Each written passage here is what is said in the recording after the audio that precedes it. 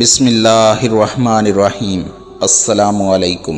صحابہ کرام رضی اللہ تعالی عنہ رسول اللہ صلی اللہ علیہ وآلہ وسلم کے ارد گرد بیٹھے ہوئے تھے کہ ایک بلند آواز والا یمنی دیہاتی اپنی سرخ اونٹنی کے ساتھ ادھر آیا۔ اس نے اپنی اونٹنی مسجد کے دروازے کے سامنے بٹھائی اور خود آ کر صحابہ کرام رضی اللہ تعالی عنہ کے ساتھ بیٹھ گیا۔ صحابہ کرام رضی اللہ تعالی عنہ نے عرض کیا، یا رسول اللہ صلی اللہ علیہ وآلہ وسلم، یہ اونٹنی جو دیہاتی کے قبضہ میں ہے یہ چوری کی ہے۔ پیارے رسول اللہ صلی اللہ علیہ وآلہ وسلم فرمانے لگے، کیا تمہارے پاس اس پر کوئی دلیل ہے؟ صحابہ نے عرض کیا، جی ہاں یا رسول اللہ صلی اللہ علیہ وآلہ وسلم۔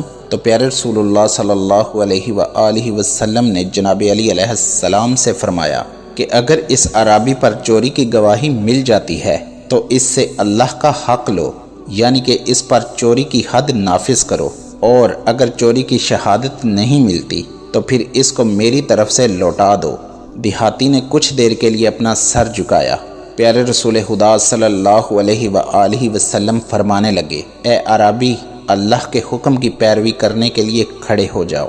اسی دوران وہ اونٹنی آئی اور بول پڑی، کہنے لگی، قسم ہے اس ذات کی جس نے آپ صلی اللہ علیہ وآلہ وسلم کو حق کے ساتھ مبعوث کیا، نہ تو اس شخص نے مجھے چوری کیا ہے اور نہ میرا کوئی اس کے سوا مالک ہے۔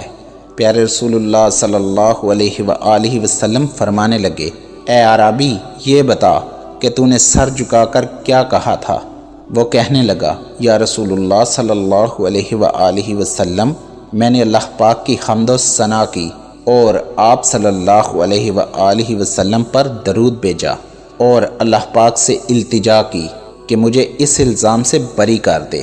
نبی کریم صلی اللہ علیہ وآلہ وسلم فرمانے لگے، اس رب کی قسم جس نے مجھے عزت کے ساتھ مبعوث فرمایا، اے عربی، میں نے دیکھا کہ فرشتے تمہاری بات لکھنے میں جلدی کر رہے ہیں، پس تم کثرت سے مجھ پر درود بھیجا کرو۔ تو جب دعا اس انداز میں مانگی جائے کہ اللہ پاک کی حمد بھی ہو اور اللہ پاک کے پیارے رسول صلی اللہ علیہ وآلہ وسلم پر درود بھی ہو تو اللہ پاک اسے ضرور قبول فرماتا ہے۔ ویڈیو پسند آئی ہو تو پیاری باتیں چینل کو سبسکرائب کر دیجئے۔ شکریہ۔ فی امان اللہ۔